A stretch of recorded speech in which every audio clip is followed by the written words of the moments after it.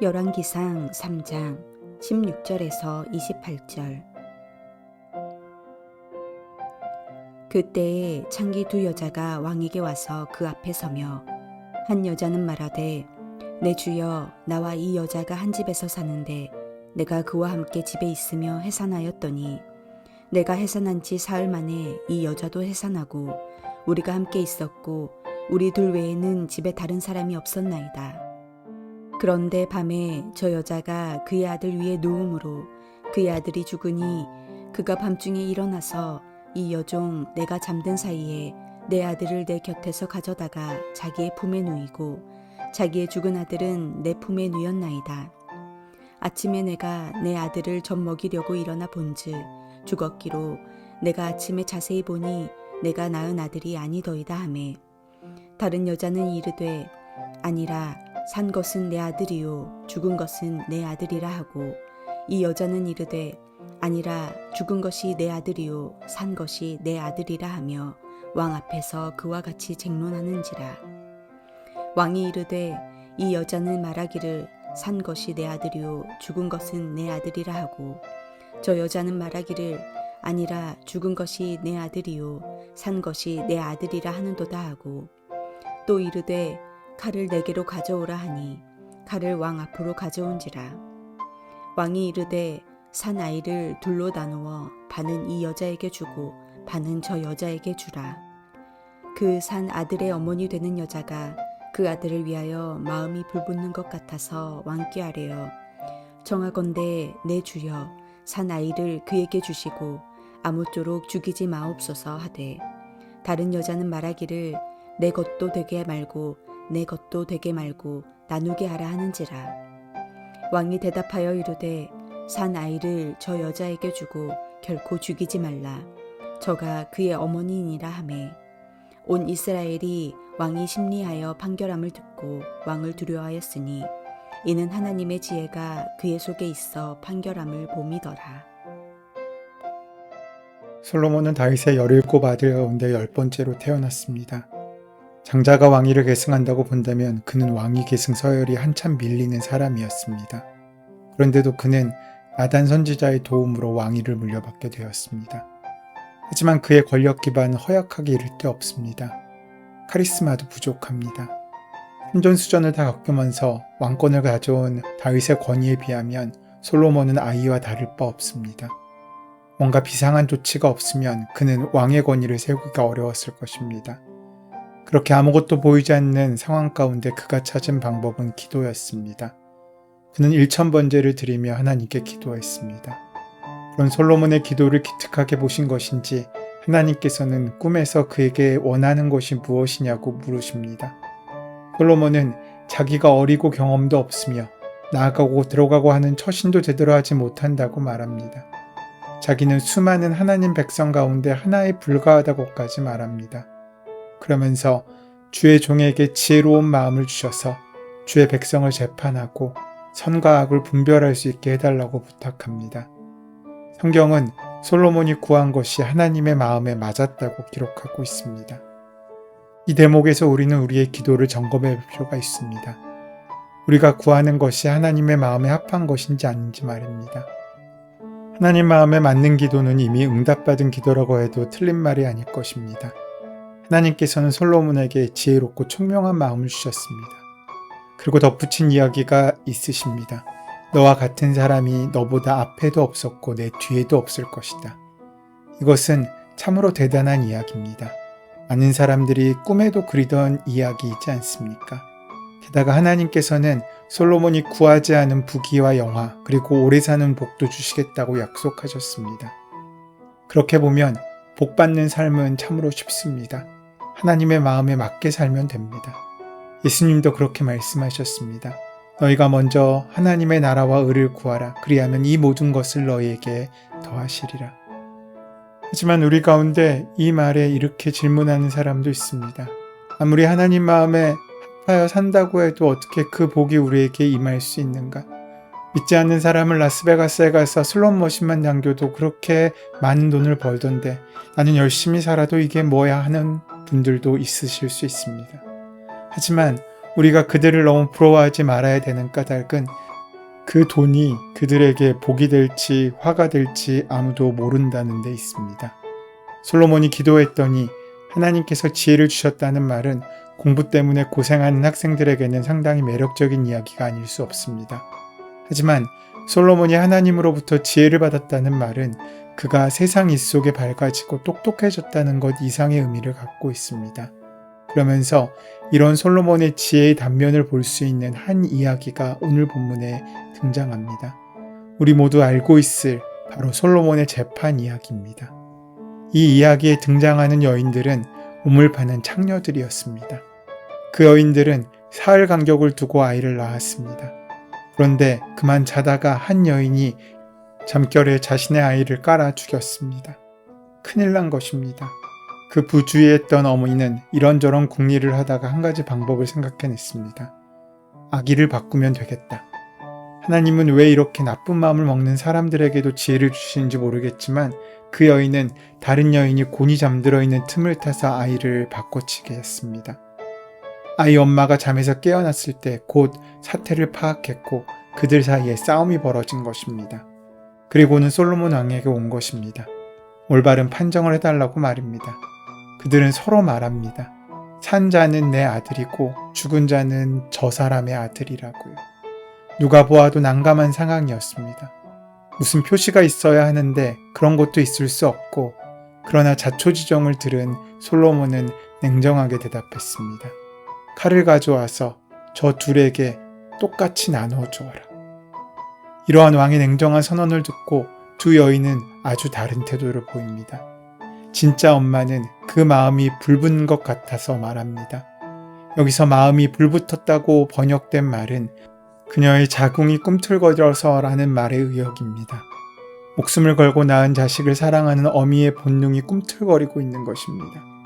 청컨대 내 주여 산 아들을 저에게 주시고 아무쪼록 죽이지 마옵소서. 이 엄마가 원하는 것은 아들의 생명이지 죽은 아들이 아니었습니다. 설사 그가 나와 함께 살 수 없다고 해도 아기의 목숨을 끊는 일은 일어나서는 안 된다는 것입니다.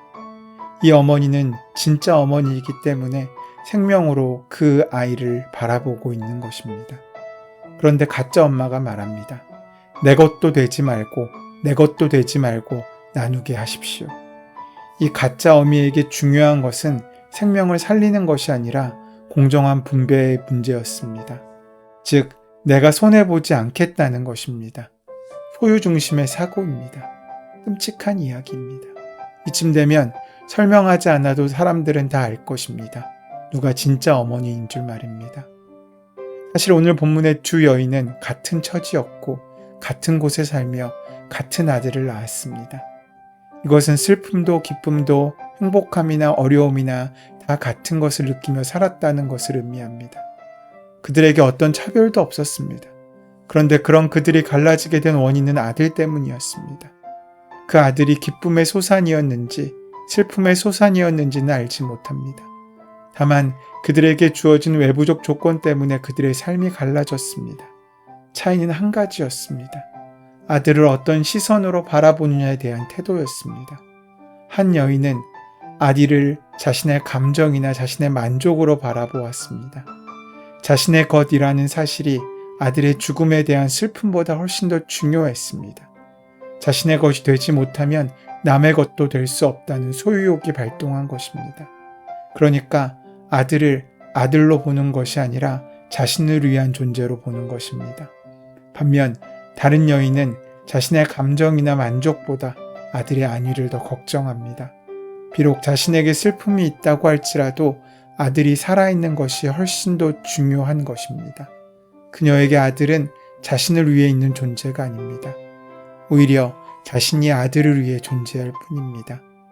이 관점으로 이 이야기를 읽는 것은 대단히 중요한 일입니다. 경제적 관점을 보는 시각에서 그리스도인과 비그리스도인이 갈릴 수 있습니다. 마찬가지로 우리가 생명을 바라보는 그 관점으로 우리가 어떤 믿음을 갖고 있는지가 드러나게 된다는 것입니다. 우리는 그저 먹고 사는 문제를 해결하라고 인생을 살아가는 것이 아닙니다. 우리는 주님의 뜻과 하나님의 나라를 이 땅에 실현하려고 창조된 존재들입니다. 그 일을 하기 위해 먹고 그 일을 하기 위해 마시고 사는 것입니다. 그래서 주님은 우리에게 분명히 말씀하십니다. 창조의 목적대로 사명을 따라 사는 삶은 굶기지 않으신다고 말입니다. 그 작은 우선순위의 차이가 하나님을 이해하는 데 결정적인 영향을 미칩니다. 오늘 본문의 말씀도 마찬가지입니다. 이분법적으로 접근한다면 세상에는 두 종류의 사람이 있습니다. 하나는 나를 위해 사는 사람이 있고 다른 하나는 남을 위해 사는 사람들이 있습니다. 가령 직업이 의사라는 사람들이 있는데 그들 가운데도 나를 위해 의사인 사람이 있고 남을 위해 의술을 베푸는 사람도 있습니다. 그런데 그것으로만 우리가 아는 선함과 약함이 나눠지지 않습니다. 나를 위해 의술을 베푸는 사람도 최선을 다해 진료를 하고 정성을 다해 의술을 베풉니다. 선하고 착하고 친절합니다. 그런데 다만 그들의 목표는 나를 위한 것일 수 있습니다. 그렇게 열심히 진료를 하고 의술을 베푸는 목적이 자신의 명성과 재능, 자신의 부, 그런 것이 목적일 수 있다는 것입니다. 반면 그 시각이 남을 위한 사람도 있습니다. 그는 자신의 기술보다 그 사람의 마음과 삶이 훨씬 더 중요합니다. 그래서 때로는 진료를 포기하기도 하고 약 처방을 하지 않을 수도 있습니다. 오히려 메스보다 대화를 더 중요하게 여기고 냉철함보다는 눈물로 함께합니다. 어쩌면 무능한 의사일지도 모르겠습니다. 그러나 자신의 감정과 자신의 재능, 자신의 처지보다 대하는 생명을 더 우선하게 여깁니다. 우리의 믿음도 그 생명을 대하는 태도에서 드러날 수 있습니다. 그 바라봄의 차이에서 솔로몬은 침몰을 찾아낼 수 있었습니다. 그러니까 솔로몬의 지혜는 바로 생명을 살리는 일로 드러나고 나타나게 된 것입니다. 이 재판으로 인해서 온 백성들은 솔로몬 안에 하나님의 지혜가 있는 것을 보게 되었고 그를 두려워하게 되었다고 말합니다. 솔로몬의 지혜로운 판결을 통해 우리는 온 세상을 지혜롭게 다스리시는 하나님의 통치를 생각하게 됩니다. 솔로몬이 지혜로 재판하여 의인과 죄인을 구분하여 내듯이 하나님께서도 그의 완전하신 지혜로 온 세상을 공의로 판단하십니다. 하나님의 판단에는 실수나 오류가 없으십니다. 어떤 숨겨진 죄라도 심지어 마음 깊숙이 있는 죄라도 하나님 앞에서는 모든 것이 드러나게 됩니다. 그렇다면 오늘 본문의 두 여인과 우리를 대비해 보면 어떻겠습니까? 과연 하나님께서는 오늘 말씀을 통해 우리에게 어떤 삶을 요구하고 있으신 것이겠습니까? 우리의 삶에서 가장 중요한 것이 무엇입니까? 나입니까? 나의 직업, 나의 재능, 나의 일에서 얻고자 하는 것이 무엇입니까?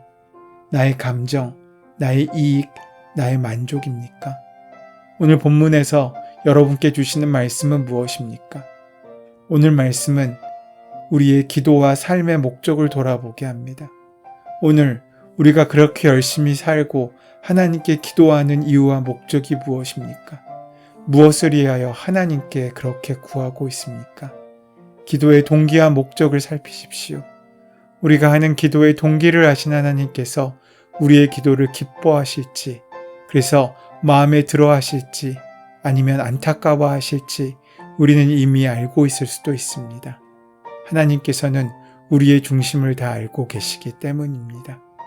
우리가 참된 지혜의 사람이 되기를 원한다면 주님의 말씀에 온전히 순종하고 날마다 주의 뜻을 구하며 주의 무릎을 꿇고 주님께서 가장 귀하게 여기시는 생명을 위해 살아가는 우리가 되어야 할 것입니다.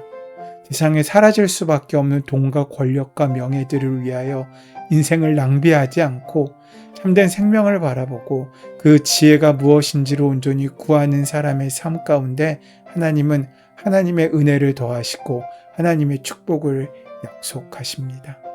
그렇게 하나님 마음에 합한 그 마음을 시원하게 하는 기도자와 믿음의 삶을 사시는 저와 여러분 되시기를 소원하고 축원합니다.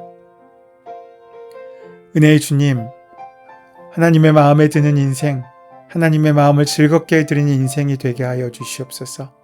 나를 위한 인생, 나를 위한 삶이 되지 않고 하나님과 하나님의 나라, 하나님의 교회를 위하여 사는 인생이 되게 하여 주시옵소서.